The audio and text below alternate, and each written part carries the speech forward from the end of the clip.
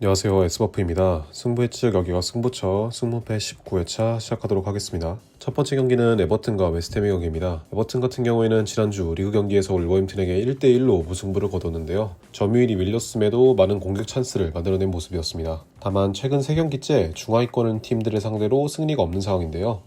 박스 내에서 마무리해줄 자원이 없어 보입니다. 웨스트햄 같은 경우 지난주 리그 경기에서 뉴캐슬에게 0대1로 패배를 당했습니다. 후반전 추격을 노렸지만 실패한 모습이었는데요. 지난 5경기 동안 4득점, 3실점으로 허용하고 있으며 때문에 확실한 승리를 가져오는 데 있어 어려움을 겪고 있는 모습입니다. 따라서 이번 경기 양팀 모두 어려운 상황이긴 하지만 에버튼이 수비가 비교적 안정적인 상황이기 때문에 에버튼의 승리를 예상합니다. 두 번째 경기는 맨체스터 시티와 브라이튼의 경기인데요.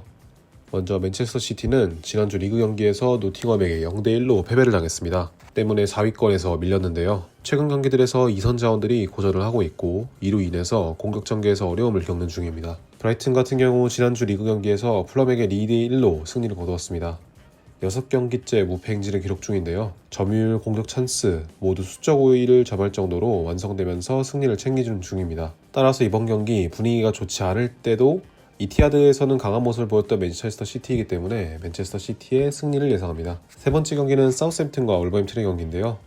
먼저 사우스햄튼의 경우 지난 주말 리그에서 리버풀에게 3대1로 패배를 당했습니다. 선제골을 넣었음에도 후반전 역전을 당했는데요. 벌써 리그만 11연패 중인 상황이고 5경기 동안 15실점을 허용 중입니다. 수비에서의 불안감이 너무나도 커 보이네요. 울버햄튼의 경우 지난 주말 리그 경기에서 에버튼에게 1대1로 무승부를 거뒀는데요. 높은 점유율을 기록했음에도 별다른 공격 찬스를 만들어내지 못했습니다. 때문에 최근 리그 3경기에서 승리가 없는 상황, 무엇보다 독보적인 에이스인 쿠냐가 퇴장 징계로 경기에 나오지 못하는 게 굉장히 커 보이네요. 하지만 이번 경기 상황도 굉장히 안 좋은 양팀입니다. 하지만 울버햄튼은 사우스햄튼에게 유독 강했고 사우스햄튼이 최근 정말 좋지 못하기 때문에 사우스햄튼의 패배를 예상합니다. 네 번째 경기는 마요르카와 에스파뇰의 경기인데요.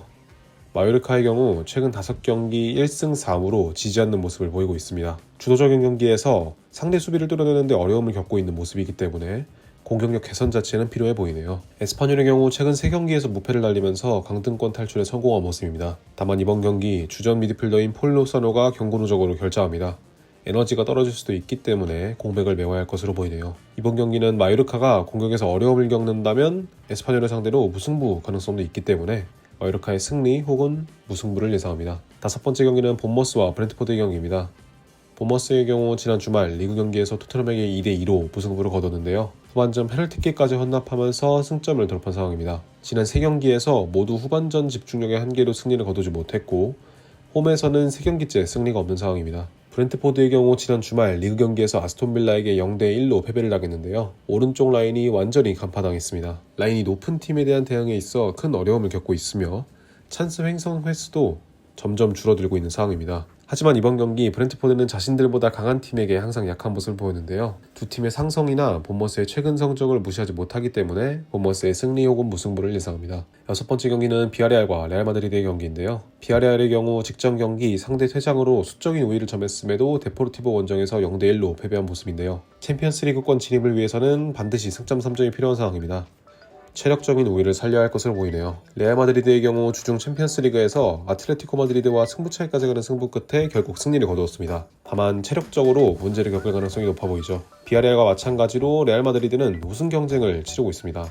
때문에 한 경기도 포기할 수 없는 상황으로 보여집니다. 따라서 이번 경기 공격진들의 개인 능력이 뛰어난 레알 마드리드가 비아레알의 후방을 괴롭힐 가능성이 높아 보입니다. 비아레알의 패배를 예상합니다. 일곱 번째 경기는 지로나와 발렌시아의 경기인데요. 지로나의 경우 대부분의 부상자들이 복귀했지만 여전히 분위기를 반등시키지 못하고 있는 상황인데요. 특히 결정력에 가장 큰 하자가 있어 보입니다.